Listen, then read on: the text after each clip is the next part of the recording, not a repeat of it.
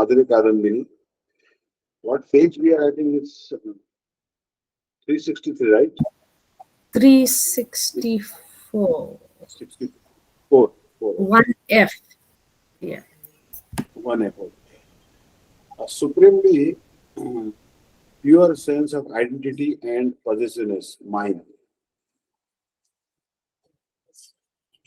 Ahamta cha prapsamane sevopayogini siddhadehe pravishanti va sadhaka shariram प्रायो जहाति व विराजेत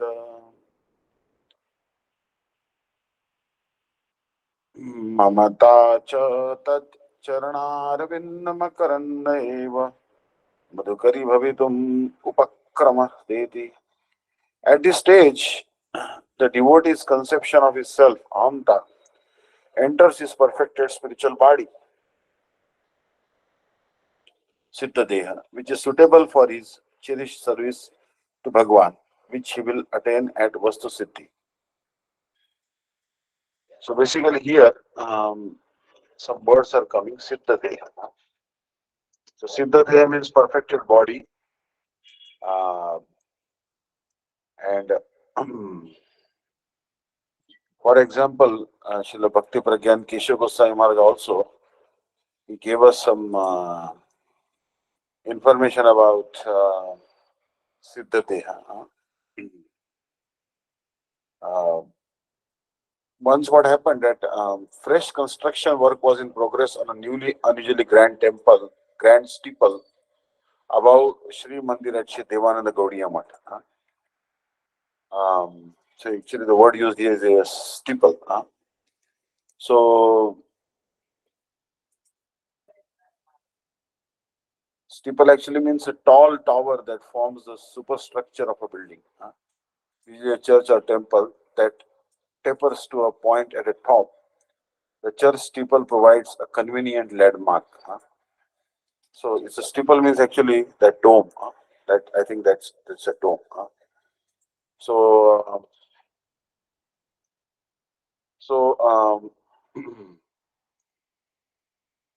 it's also called pinnacle, tower, or spire. Many other names are there. So steeple. In the Garbha Mandir, an altar was being prepared for the deities. Paramaradhya Srila Gurudev came into Sri Garbha Mandir to decide on the shape of the altar and the number and color of its steps. Sripad Bhakti-Vidanta Muni Maharaj and I were with him. Srila Gurudev surveyed the area, decided on the length, width, and height of the altar, and then became immersed in thought. After a while, he turned to us and said, "There will be 3 steps below the altar. The highest step will be blue, the second step yellow, and the bottom step will be Aruna Varana, a dawn-like reddish color."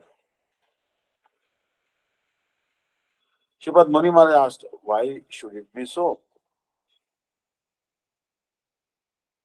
So Gurudev replied, "The highest step will symbolize the luster of Rajanandan Sri Krishna, which is like that of an Indranila jewel. The second step will symbolize the golden radiance of Srimati Radhika, the crest jewel of Krishna's sweethearts." Then he remained silent for a few moments, assuming an extremely grave countenance.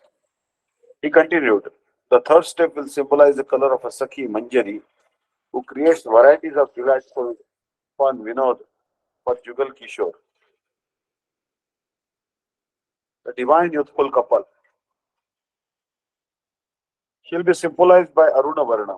As he was speaking, his voice faltered and his throat became choked. Then he became completely stunned. Seeing his extraordinary bhava, we were both struck with wonder. At that time, we could not understand anything, nor could we muster up the courage to ask him. But after his entering the Aprakat Leela, unmanifest pastimes, we realized the meaning of that hint. The lowest step symbolizes Sri Vinod Manjari, the eternally playful Dasi of Sri Yugal Kishore. The Gurudev had given a hint of his own Siddhati in a very hidden way. In those days, Srila Gurudev's dear Sevak Shipad Narayan Das Adhikari inquired from him privately, did your Gurudev reveal the identity of the Siddhadeha of any of his own disciples or not?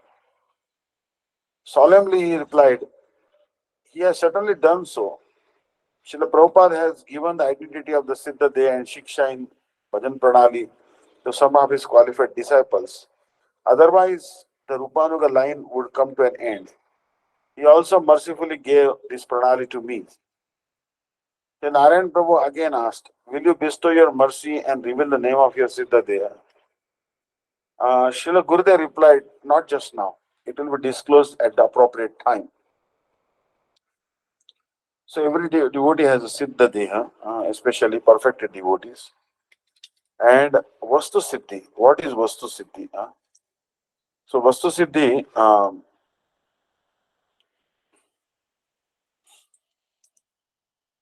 it is told that Sri Chaitanya Mahaprabhu is saying that in the beginning one should keep nishtha, very firm faith in the core of one's heart. And at the same time behave like an ordinary people in order to sustain one's life.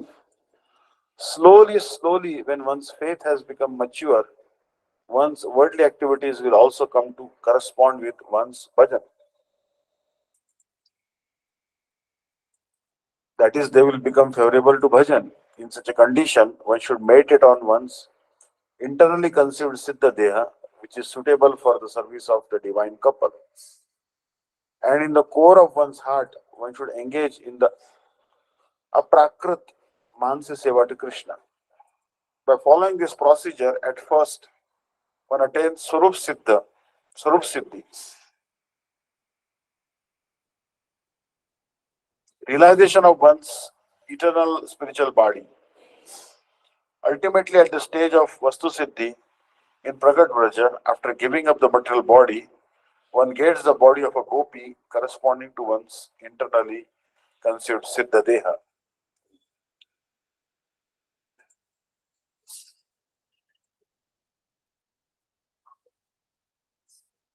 By performing Kevala or Raganuga Bhakti, the Ananya Bhaktas of Bhagavan attain supreme perfection. That is, by attaining Swarup Siddhi and Vastu Siddhi, they are counted among the associates of Sri Krishna in his pastimes and engage in his service. When it is time for his appearance, they, like him, also appear in order to nourish and enhance his manifest Leela. So here it is told that at the stage of devotee's conception of his self, ahanta,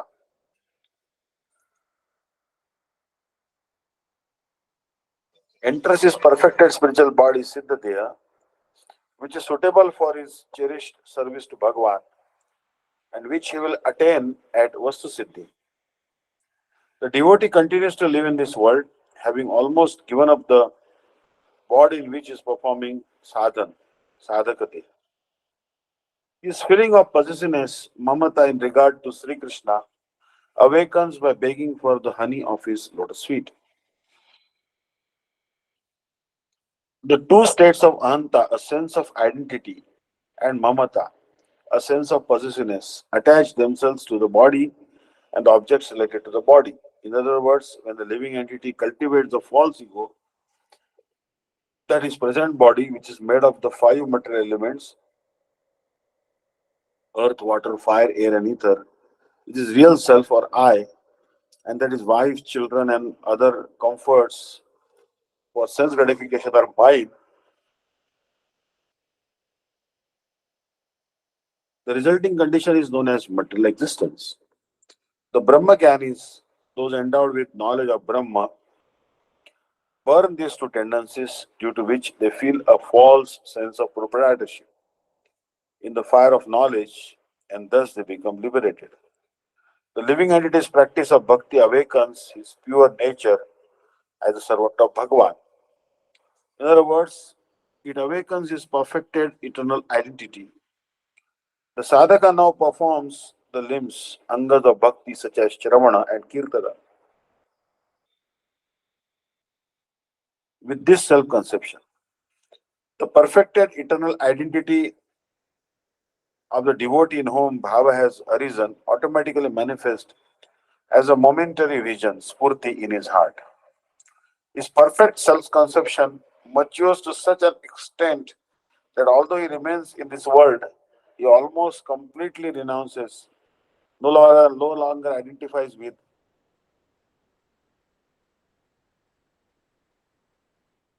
his present body as a sadhaka. His sense of possessiveness is absorbed in relishing the nectar honey of the lotus feet of the divine couple, just as a bumblebee is absorbed in relishing pollen. The sadhaka who has developed bhava becomes almost completely free from sense of identity in relation to his material body, which is made of five elements. He also becomes almost entirely free from a sense of possessiveness for anything related to it, mind.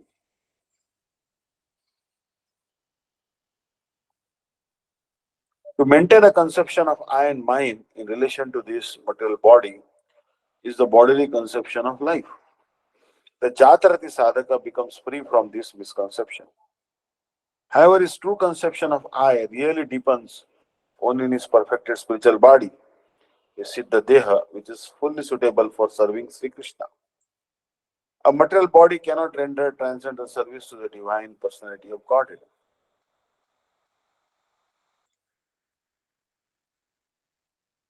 On achieving complete perfection in sadhana, the sadhaka receives a spiritual body known as the Siddha Deha, which is fit for rendering direct service to Bhagavan.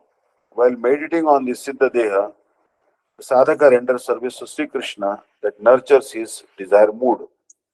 That body is called Antaschintita Deha or internally contemplated spiritual body. The spiritual body of those on the path of ardent, spontaneous devotion, Raganuga Marga in Madhurya Bhava is that of a young cowherd maiden of Vrindavan. In this process of worship, the sadhaka maintains the self-conception of being a maid servant of Srimati Radhika, Radharani. The Jatratika Bhakta regards this perfected body as his real identity and becomes almost free from identifying with his present body. A strong sense of possessiveness, mamata for serving Sri Krishna's lotus feet, awakens within him.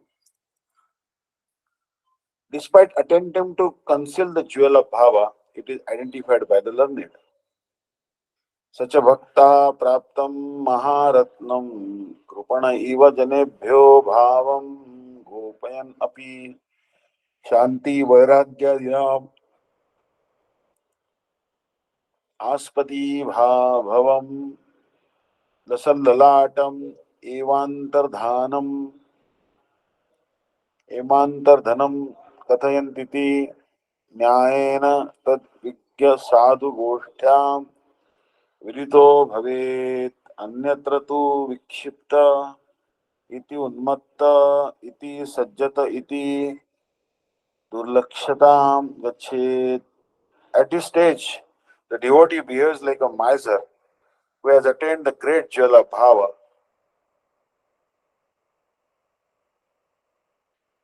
and is attempting to hide that bhava from others. But just as a bright forehead indicates internal wealth, the characteristics that take shelter of him, such as tolerance and renunciation, allow learned saintly persons to identify a devotee who has reached the stage of bhava, the Jatrati Bhakta. However, since to the general populace he appears to be deranged and intoxicated, ordinary people cannot easily identify his actual spiritual position. The devotee conceals his internal mood, but when the rati awakens, many symptoms manifest in him that he cannot conceal, despite his endeavor. Persons who know the conclusive truth about devotional service, Bhakti Tattva, easily identify those symptoms, but ordinary persons who lack knowledge of Bhakti cannot. Rather, due to their misunderstanding, they consider such a devotee to be insane and intoxicated. In Bhakti Rasamrita Sindhu 1.3.25-26, Rupa Goswami has described some of the symptoms of the Jadarati Bhaktas.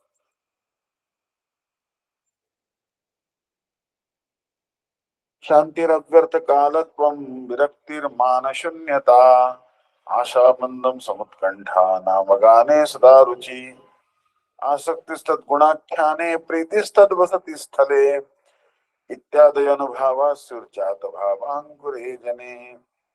The following 9 symptoms manifest in the heart of a sadhaka in whom bhava or the sprout of prema bhakti has arisen. Number 1, shanti, forbearance. Number 2, avyartha kalato, not wasting any time. Number 3, virakti, detachment from worldliness. Number 4, mana shunyata, freedom from pride. Number 5, asha bandha, firm hope of receiving Bhagwan's grace. Number 6, samutkantha, longing for one's desired object, Shri Bhagwan. Number 7, nama gane sadaruchi, a perpetual taste for chanting Bhagwan's holiness. 8, asaktistat gunakhyane, attachment to narrations of the divine qualities of Bhagwan. Number 9, pritistat vasati sthale, love for the pastime places of Bhagwan. When the mind remains undisturbed in the face of all reason to become angry or agitated, it is called Shanti, forbearance. An expertise in avoiding entanglement in the various worldly activities of sense gratification and in using one's time exclusively in Bhagavad Bhajan is known as Avyartha Kalato, a concern that time should not be wasted. A natural distaste for sense objects such as mundane sound and touch is called Virakti, renunciation. Absence of falsehood, despite being endowed with excellence, is called Manashunyata, absence of pride. The strong expectation that one will most certainly attain one's cherished desire of service to the lotus feet of Bhagavan is called Ashapadha, firm hope. The strong greed to attain one's desired object is known as Samutkanta, great eagerness. Ardent loving attachment to chanting Nama Sankirtan is called Nama Gane Sadaruchi. A natural attachment to narrations of the sweet names, forms, qualities, and pastimes of Bhagavan is called Asaktistat Gunakya. A strong desire to live in the places where Bhagavan Sri Krishna has performed his pastimes, such as Sri Vrindavan Dham, is called Pritistat Vasati Sthale. These symptoms are seen in sadhakas as soon as the mere sprout of this rati awakens in their heart. A person may display the symptoms of shedding tears or horripilation, but if the above mentioned 9 symptoms do not manifest in him, then it is to be understood that rati has not yet awakened. It is the softening of the heart that is the actual root symptom of rati. In certain circumstances, one may see symptoms such as tears and horripilation in karmis who desire enjoyment and in gyanis who desire liberation. But they should not be mistaken as indications of rati. Rather, one should regard them as the mere semblance of rati abhas. Rati abhas is of two types: a reflection of the semblance of rati, pratibimba rati abhas, and a shadow of the semblance of rati, chaya rati abhas. When symptoms such as shedding tears and horripilation are observed in persons who desire material enjoyment and liberation, such symptoms are to be regarded as pratibimba rati abhas. If one observes that persons who are ignorant have developed these symptoms due to their association with devotees, one should understand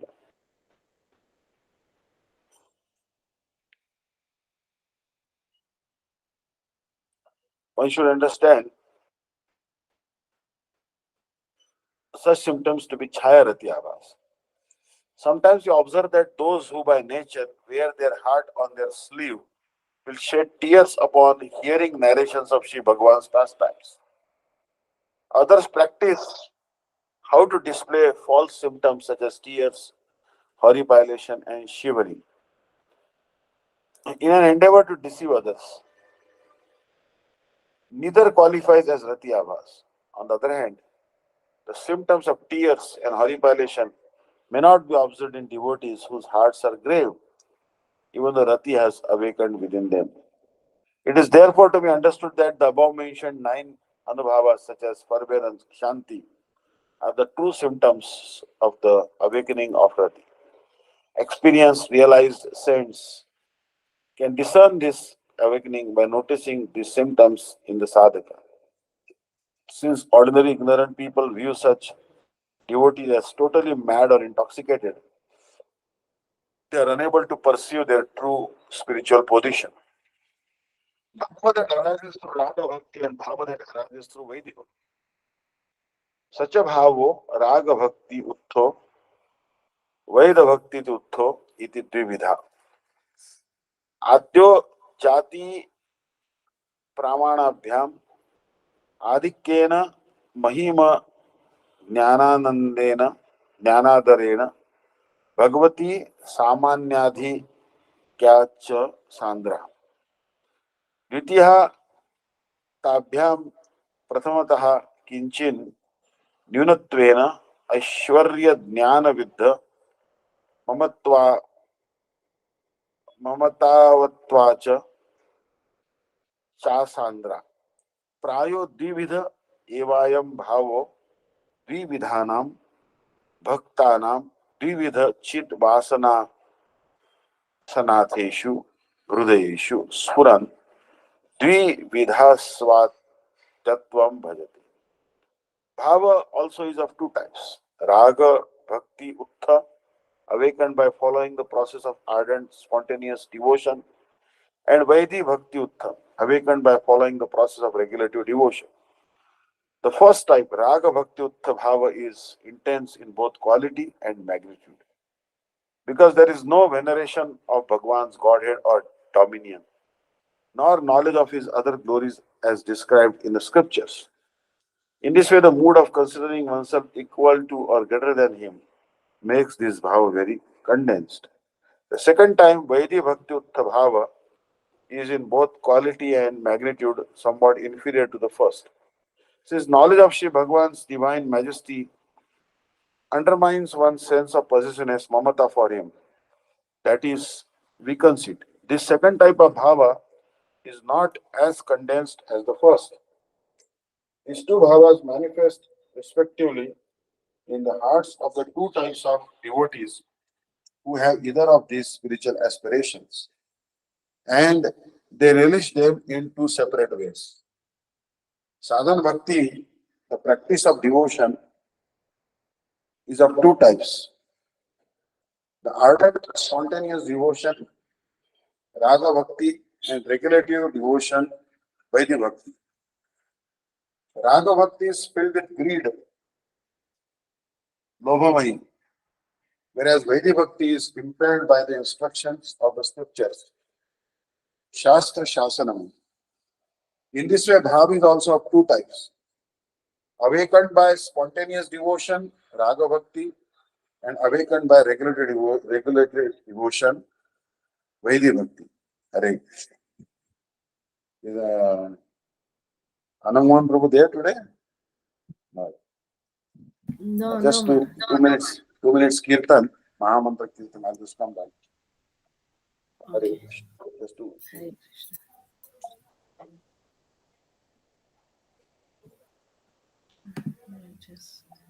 Nicole, you like to sing Mahamantra? Maharaj will come back. Yeah, okay, Hari Bol.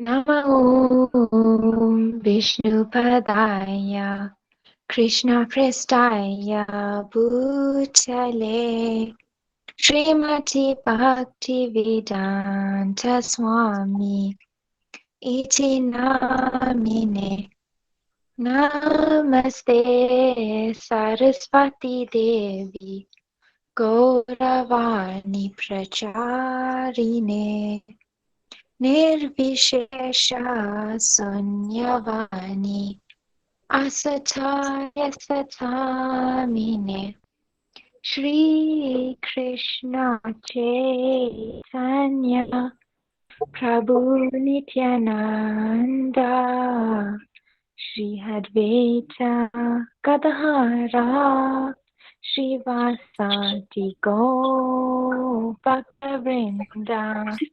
Hare Krishna, Hare Krishna, Krishna Krishna, Hare Hare, Hare Rama, Hare Rama, Rama Rama, Hare Hare, Hare Hare Krishna, Krishna, Hare Krishna, Krishna Krishna, Hare Hare Hare, Hare Hare Rama.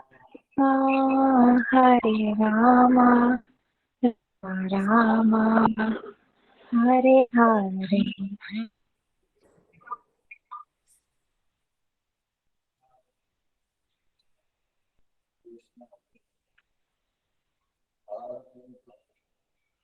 Hare Krishna, Hare Krishna, Krishna Krishna, Hare Hare, Hare Hare Ram, Hare Hare Ram, Hare Rama, Ram Rama Rama, Hare Hare. Jai Ho. Thank you so much. Was it Krishna, Nicole Didi? Hare Krishna. Thank you so Hare much. Hare Krishna. Krishna. You Yes, have a ma'am. very sweet voice. Thank you. Hare Krishna. So, yeah, this is the medicine because many times we have many diseases in our system because of our past karma. Like my mother is now on oxygen support, and thankfully her test for COVID came negative. Uh, so my sister told me. Then there's another Didi living in Mumbai. She's also a disciple of Sripad Dandi Maharaj, and she told some medicines, phosphorus and pyronia. So actually, homeopathic medicines are cheaper and they are easily available. No side effects. So homeopathy is actually a boon for poor people, those who are actually old people. It's really a boon. When Corona epidemic was going on, pandemic, um, there was actually um, arsenic album, one medicine was going on, and Shri Nirud Prabhuji also. He told me to. Uh, he gave me a list of commonly used medicines. So some of the medicines immediately I can tell. For example, for eyes, euphorisia, for so like this. For tooth pain, hikla lava, like this. So this is actually good. This is also good. But best medicine is the holy name of Krishna. And I was listening to the Guru's lecture, and he was telling very clearly that don't try to chant too fast or in a haphazard manner, but try to chant quality now. Remembering, you can remember any particular pastime of Sri Krishna, like pastime of Putana. If you remember the pastime of Putana, then your anarthas will go away. Putana represents a particular anartha, and that anartha will go away by meditating on that pastime of Krishna. So apparently, Putana was a demoness killed by Krishna first, and also Krishna killed Tartaka. Tartaka. Some people say Tardaka, but actually her name is Tardaka. Tartaka. So Ram also killed Tartaka first. So the Gurudev was making a point. Try to chant quality now, not quantity, but quality, and slowly relishing the holy name and not speed, but you should try to chant the holy name nicely.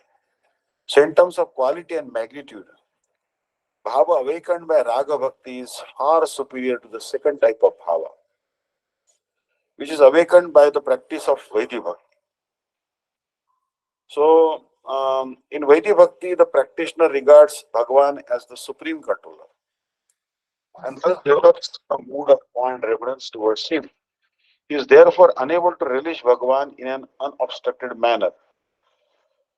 Any feelings of possessiveness, mamata, such a devotee has for Sri Hari are impeded by knowledge of his divine majesty. In Raga Bhakti, however, knowledge that Sri Krishna is the supreme controller does not arise in the devotee. As a result, that devotee's affection for him is devoid of feelings of awe and reverence. Their relationship is likened to the affectionate relationship between near and dear ones in this material world. Mora putra, mora sakha, mora pranapati. Krishna is my son.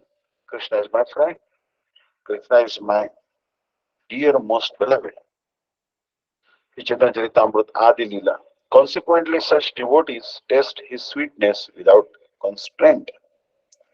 In this way, two types of bhava awaken, either by the practice of Vaidhi Bhakti or by the practice of Raga. In devotees whose hearts are filled with the transcendental pastimes of the Supreme Lord, thus enabling them to test Bhagavan's sweetness according to their respective inclinations. The import is that the type of bhava that arises through the practice of regulated devotion, Vaidhi Bhakti, is not condensed because it has a proclivity for devotion born of a fear of transgressing scriptural injunctions. Number two, a love that is mixed with knowledge of Bhagavan's divine majesty. Since in this type of devotional service, knowledge of Sri Bhagavan's majesty is present in the sadhaka's heart, his feeling of possessiveness, mamata for him is slackened. A feeling of hesitancy stays in the heart of the sadhaka and he remains ever dependent on the rules and regulations of the scriptures. Therefore, Shri Bhagavan is never controlled by such Vaidhi Bhakti. The scriptures supply hardly any evidence of devotees who obtain Shri Krishna by practicing Vaidhi Bhakti. The bhava that is awakened by this Vaidhi Bhakti is therefore not accepted as being concentrated. Devotees belong to one of these two distinct categories based on the path of devotional service they undertake. They are either followers of Raga Bhakti or Vaidhi Bhakti. These two types of devotees maintain different spiritual aspirations of heart. The heartfelt aspiration of the devotee on the path of Raga Bhakti is free from any scent of desire for entirely of concern for Sri Krishna's happiness. On the other hand, a desire for happiness is prevalent in the heart of the devotee on the path of Vaidhi Bhakti.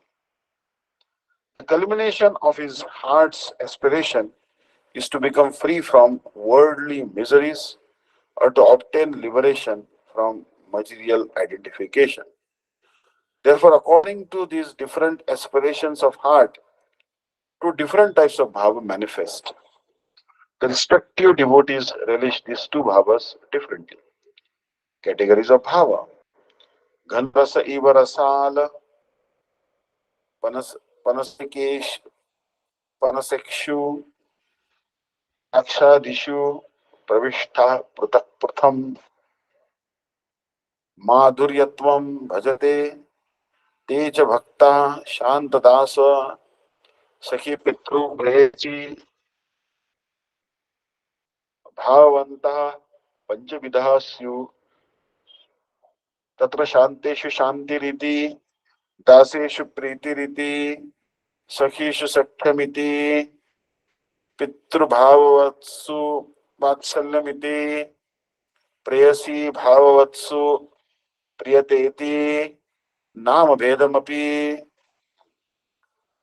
So bhavanvad, just as condensed rasa enters mangoes, jackfruits, grapes, sugarcane and so forth, thus giving each a unique flavor and sweetness. So here actually some nice fruit have been mentioned, and obviously these fruit are very sweet. There is mango. Mangoes actually in Maharashtra there is Hafuns, Alfonso, and this on the bank of Ganges in Kashi. Uttar Pradesh, Langda, the mangoes actually. Once I went to Malaysia, and very big mangoes there. But Indian mangoes, they're actually very sweet. Even if they're small in size.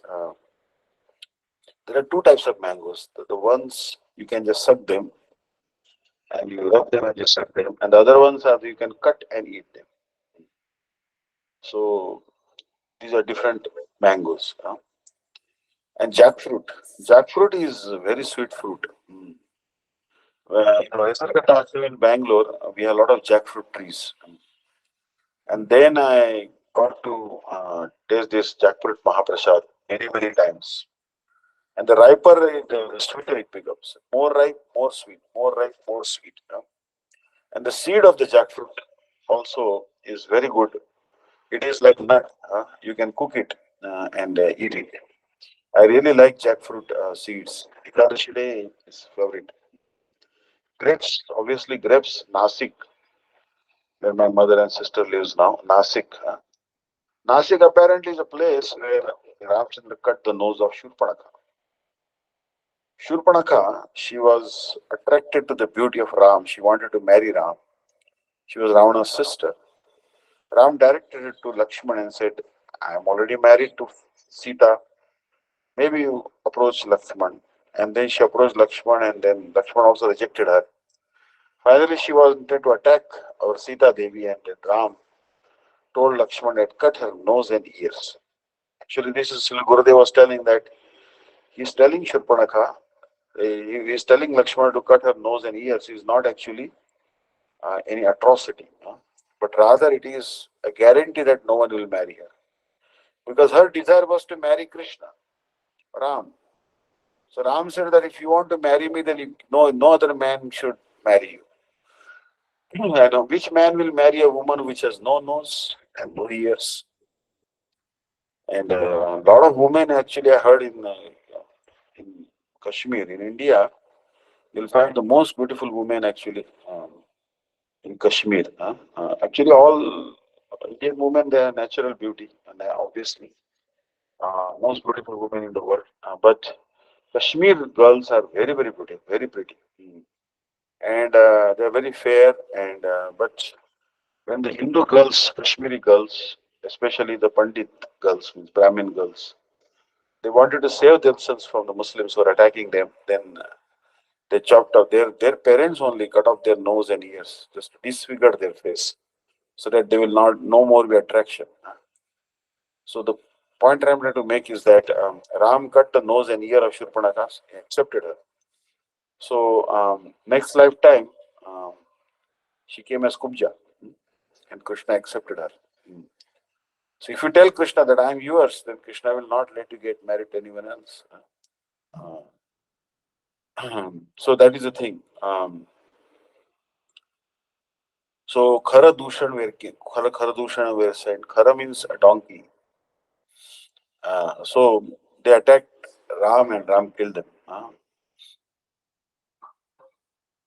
So grapes, so Shurpanakha's nose was cut in the place called Nasik. Nasik means nose. Nasik means nose. Some people say her ears fell in Kanpur, but Nasik, that is what I heard.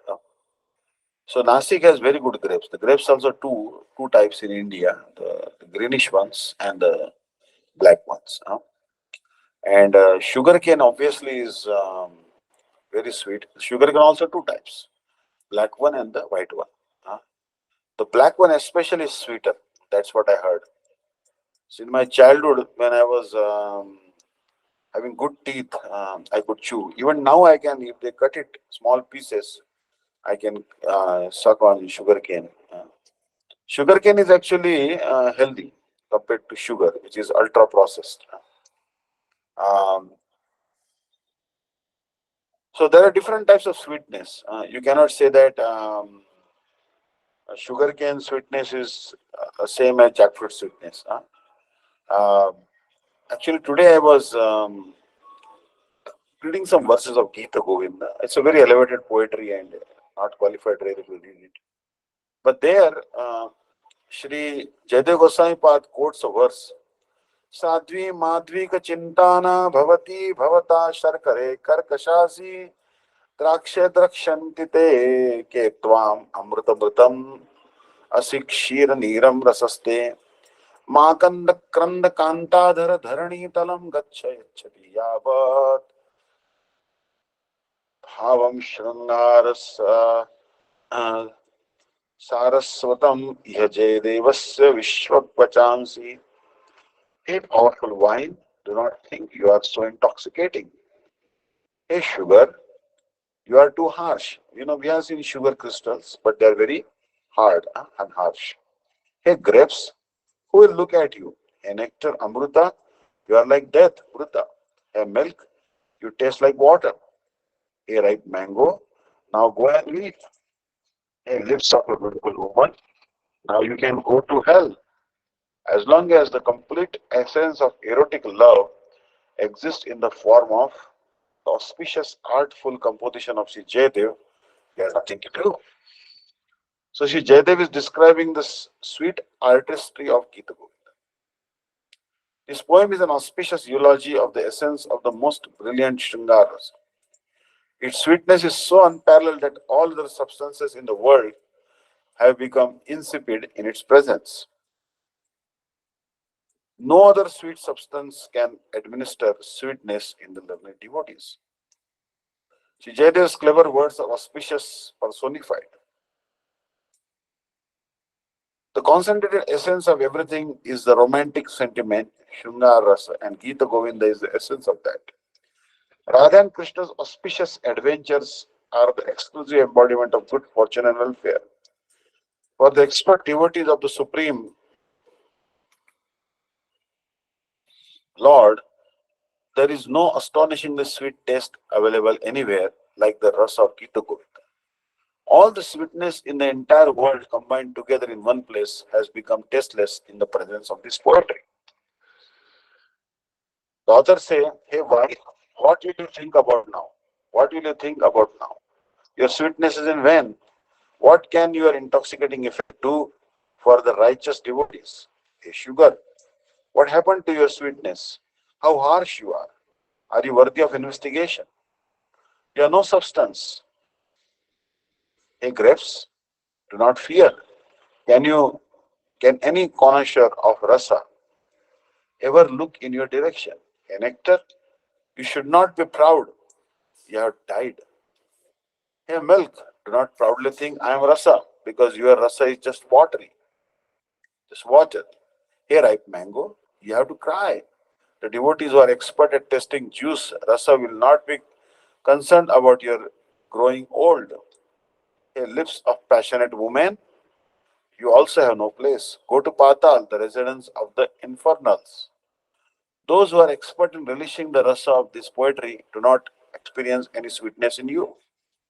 This literature is nothing but auspiciousness in the beginning, the middle, and the end. And therefore, it is the ingredient cause of the Shubha auspiciousness.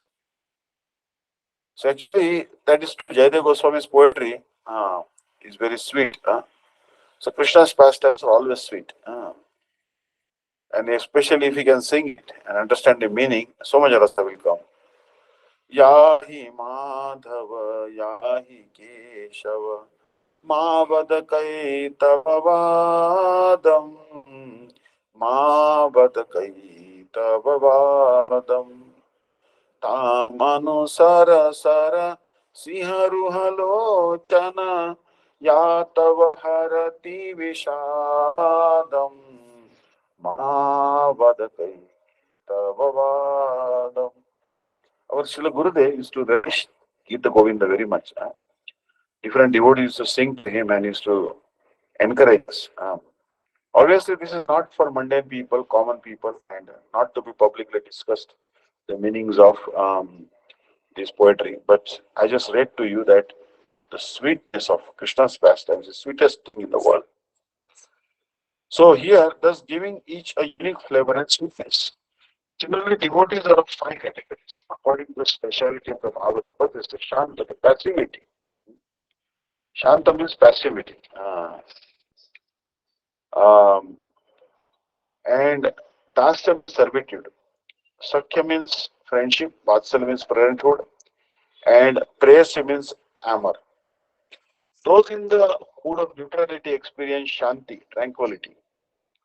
Those in the mood of affectionate servitude experience priti, affection. And those in the mood of friendship experience sakya, friendship. Parents or elders experience vatsalya, tender affection, and the beloved damsel's prayers experience priyata, transcendental amorous love. In this way, the distinct nomenclature for each of the bhavas is given. Piyusha Varshini Vritti. The Bhakta possesses different types of aspiration to serve Sri Krishna, which are generally accepted as being of five types. Passivity, Shanta. Number two, servitude, Dasya. Number three, friendship, Sakya. Number four, parental affection, Vatsalya. Number five, amorous love, Madhurya. Shanta Bhav, the mood of neutrality.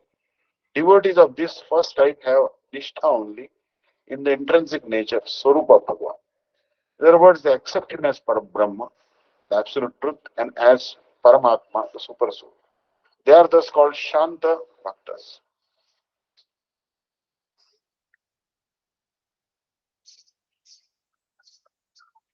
After Bhav, the mood of servitorship.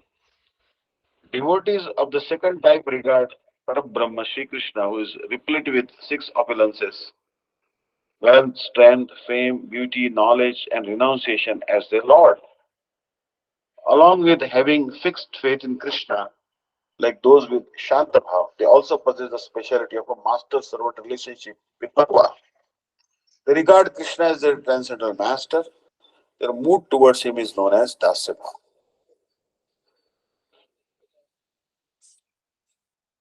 Sakya Bhav, the mood of friendship.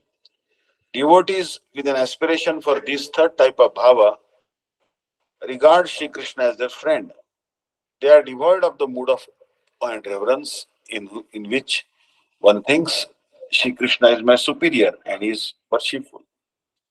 They already possess the two qualities of Shanta Bhava and Dasya Bhava, that is, fixed faith in Sri Krishna and a natural disposition to serve him, respectively. Moreover, they also have a mood of equality with Krishna that is filled with deep trust. Their dealings with Sri Krishna are just like those of friends. Their mood is thus called Sakya Bhava. Number four, Vatsalya Bhava, the mood of parental affection. Devotees of the fourth type consider Sri Krishna to be the object of their tender caresses and nurturance. They regard him as their child and maintain a feeling of extreme possessiveness for him. Considering him to be their son, they nurture and protect him.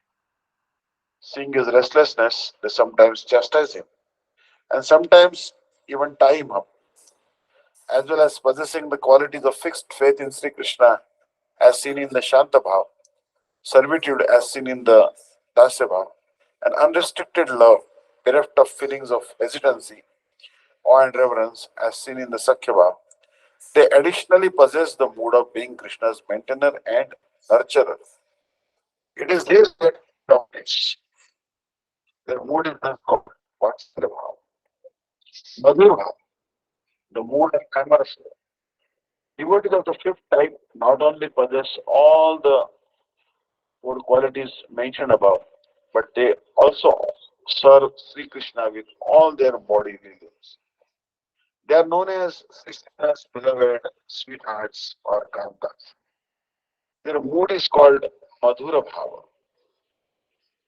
Thus, there are five different types of devotees based on differences in devotional sentiments.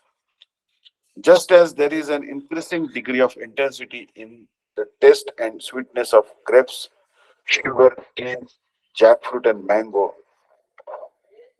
similarly, the sweetness relished and the inherent qualities present in Shantabhav are superior in Dasyabhav. And this progression continues for Dasyabhav to Sakyabhav, from Sakyabhav to Vatsalyabhav, and finally from Vatsalyabhav to Kanta Bhav, Madhura Bhav. The following question may be raised. If there is a gradation of relish among the rasas starting with Shanta, would not everyone be inclined toward the mood, inclined toward the most excellent Madhura Rati? Would not all other rasas thus be deemed worthless? We see that everyone has an inclination for the topmost object. In answer to this, Srila Rupa Goswami says, Yatottaram asoswada visheshollasa api ratir vasanaya sadvi bhasate kapi kasachit. Although the nectarian taste of rasa is relished more in Dasyarati than in Shantarati, more in Sakhyarati than in Dasyarati, more in Vatsadrati than in Sakhyarati, and more in Madhurati than in Vatsalarati, still the devotee develops a relish for one Rati only, according to his previous aspirations or impressions. Understood. So, according to his past impressions, a person may be attracted to one of the six tastes, such as sweet, sour, or bitter, and not have any taste for the others. Similarly, a devotee may develop relish for one of the moods of devotional service, such as Dasya Bhav, due to his past desires and his receiving in his life the special mercy of a great personality who has the same bhava as he has. Srila Jiva Goswami writes in his commentary on the above mentioned verse that the relish the devotee experiences in the mood of passivity, Shanta, increases progressively in the moods of servitude, Dasya, friendship, Sakya, and so on, yet he develops an affinity for one particular mood according to his taste. A doubt may arise here: who will discern the superiority or inferiority of the different types of rati? Those who have no aspiration at all, or those who are aspiring for just one rasa, are unable to ascertain which is superior and which is inferior because they have not relished the other rasas. Those who are full of multitudinous aspirations relish many rasas, and thus they also have no ability to discern this. But that person who is totally immersed in just one rasa is capable of doing so. The reason for this is as follows. Although a person may not have tasted other rasas, he will nevertheless understand the features of another rasa by comparing its distinguishing characteristics with his own. By this, he can conclude which factors nourish or impede that rasa. For example, Shri Uddhav is a devotee endowed with Dasya rasa, mixed with Sakya rasa. Because his feelings of servitude are prominent,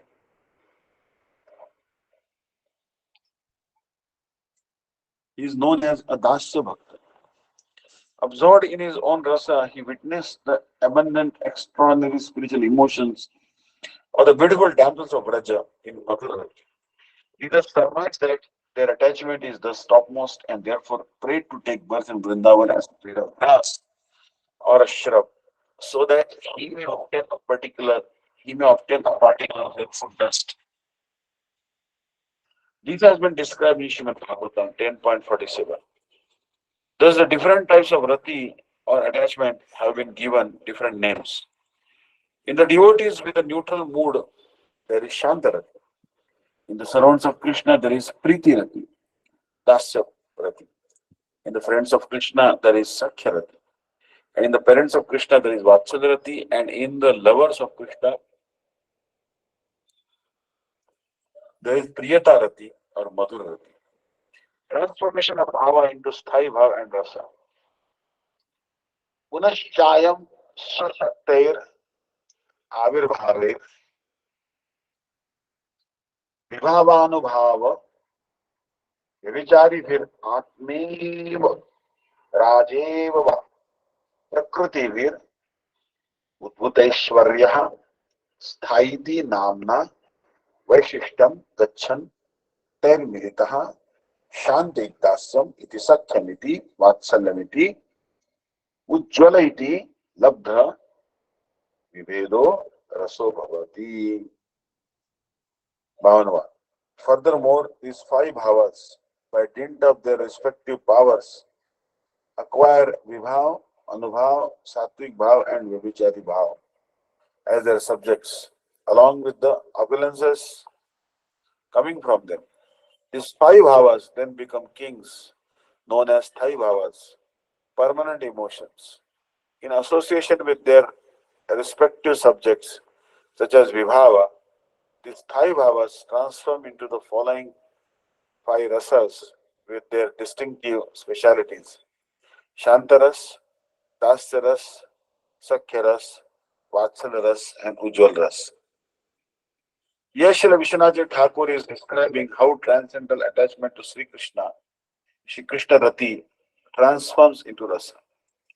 The previously mentioned five types of rati, namely Shantarati, Priti Sakyarati, and Vatsalarati, and Priyatarati, act like independent monarchs. Through their own respective potencies, they mix with their subjects, vibhavas, which stimulate rati, one's inherent relationship with Krishna, and thus cause it to be tested. Anubhavas, visible symptoms that illustrate the spiritual emotions stimulated within the heart. Sattvic Bhav, eight symptoms of spiritual ecstasy arising exclusively from Vishuddha Sattva. And Sanchari Bhavas or Vabhichari Bhavas, internal transitory emotions which arise like waves from the ocean of the Sthai Bhava, enhance it and then submerge once again into the Sthai Bhava and transform into the following five rasas, respectively. Number one, Shantaras. Number two, Dasyaras. Number three, Sakyaras. Number four, Vatsalaras. And number five, Ujjwalaras. Aviruddhan Viruddhaksha Havanyo Vashatam Nayan Surajeva Virajeta Sasthai Bhavochiti. Bhakti Rasamrita Sindhu 2.51. That bhava which is resplendent like the best of kings, keeping under control compatible emotions, aviruddha, such as laughter and incomparable emotions, viruddha, anger and so on, is known as sthai bhava. Sthai bhavo atra saprokta Shri Krishna Vishayarati. Bhakti Rasamrita Sindhu 2.5. Only the attachment that has Shri Krishna as its sole object is termed as sthai bhava, permanent ecstasy. Vibhavair anubhavaisya सात्विकैर व्यभिचारिभिः स्वात्यत्वं भक्तानाम् आदिता श्रवणादिभिः एषा कृष्णरति स्थायी भावो भक्ति रसो भवेत्. Hare Krishna, Dandavad Pranam. So we'll stop here today. This is page number 376. So next class will begin from page number 377. Thank you so much. Hare Krishna. Today I'm traveling to Bellary. Not so far actually, but so I have a train today. So Hare Krishna. Vanchakalpataruvesha Kripasindhavaccha. Pradhanam Bhavanebhyo Vaishnavebhyo Namo Namo. That of Brahms. Hare Krishna. Hare Krishna. Hari Bol. Hari Bol.